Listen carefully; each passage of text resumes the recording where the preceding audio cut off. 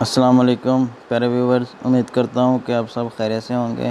آج میں آپ کو ایک بہت ہی مزیدار کہانی سنانے لگا ہوں جس کا نام ہے چونٹی اور ٹڈا۔ پیارے ویورز، چلو اب ہم کہانی کی طرف چلتے ہیں۔ ایک چونٹی تھی، وہ کہیں جا رہی تھی۔ راستے میں ایک ٹڈا ملا۔ ٹڈا کہنے لگا، چونٹی بہن رک جاؤ۔ چونٹی رک گئی، پوچھنے لگی، کیا بات ہے؟ ٹڈے نے کہا، میٹھی میٹھی ہوا چل رہی ہے، آؤ باغ میں کھیلیں۔ چونٹی نے کہا، میں کیسے کھیلوں؟ مجھے دانے اکٹھے کرنے ہیں۔ جب برسات آئے گی تو چھوٹی چونٹیاں کیا کھائیں گی؟ مجھے گھر بھی ٹھیک کرنا ہے، برسات کے پانی سے گھر ٹوٹ سکتا ہے۔ ٹڈے نے کہا، ہم تو کھیلتے ہی ہیں جی۔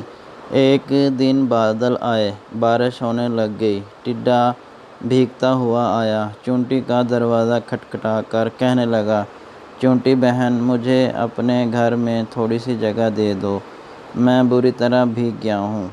جب تک بارش رہے گی میں اس وقت تک یہاں رہوں گا، پھر چلا جاؤں گا۔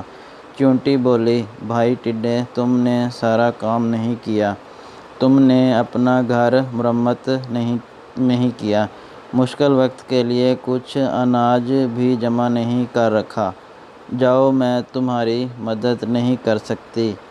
جو سستی کرے اس کی سزا یہی ہے۔ ٹڈا گڑ گڑایا، چونٹی بہن، اس بار مجھے معاف کر دو، آگے سے محنت کیا کروں گا۔ چونٹی نے ٹڈے کو چاول کے کچھ دانے دیے، کہنے لگی، لو کھا لو، لیکن میرے گھر میں تمہارے لیے کوئی جگہ نہیں۔ ٹڈا روتی شکل لیے ہوئے چلا گیا۔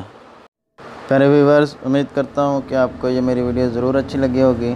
اگر اچھی لگی ہے تو میرے چینل کو سبسکرائب کریں، میری ویڈیو کو لائک کریں، زیادہ سے زیادہ شیئر کریں۔ تب تک مجھے دیجیے اجازت۔ اللہ حافظ۔